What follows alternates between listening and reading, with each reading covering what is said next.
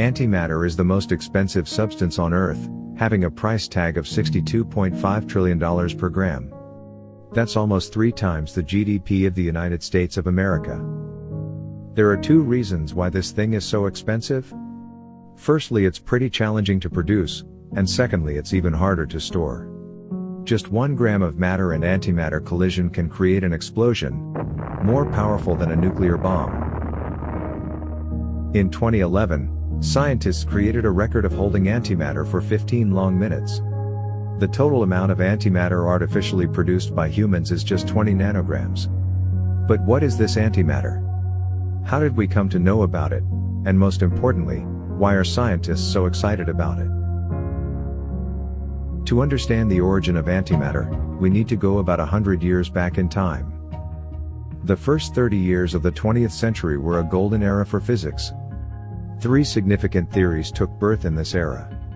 The first was the special theory of relativity, that describes physics at high speeds, close to that of light. The second was the general theory of relativity that describes gravity in a much better way than Newton's theory. Finally, the third was quantum mechanics, that explains the motion of tiny particles that make up the universe. Soon, scientists realized that something is missing in quantum mechanics. To accurately describe the behavior of small particles, they need to unify it with the special theory of relativity. After years of work, physicists came up with an equation that finally connects these 2 theories. This equation is known as the Dirac Equation. But something did not seem right about it. This equation hints at the existence of exotic matter known as antimatter that has negative energy. How could something have negative energy? Physicists had no idea if such a thing could ever exist in the universe. Just 5 years later, the discovery of antimatter was announced. It was a breakthrough in physics.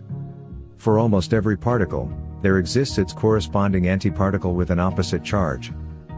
So if an electron is a particle with a negative charge, a positron is an antiparticle having the same mass but a positive charge. Renowned physicist Richard Feynman said that antiparticles are just particles that are traveling back in time. Moments after the Big Bang, matter and antimatter were created in equal quantities. But due to some unknown process, matter particles outnumbered antimatter.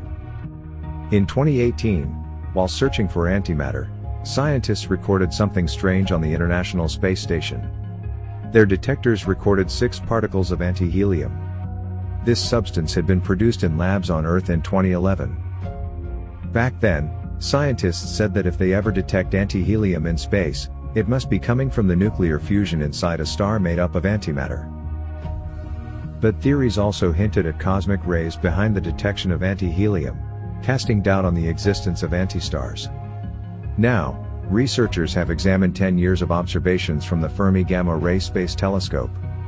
The catalog contained nearly 5,800 gamma-ray sources, normally pulsars and black holes. Amongst these, there are 14 unique sources that possess energies that are generally an outcome of matter-antimatter annihilation. And if these observations are confirmed, there's a great possibility that the stray antimatter detected in 2018 could have been shed by antistars.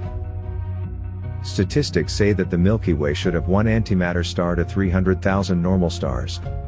If they exist, antistars would fuse antihydrogen into antihelium to produce light, and thus would look reasonably ordinary.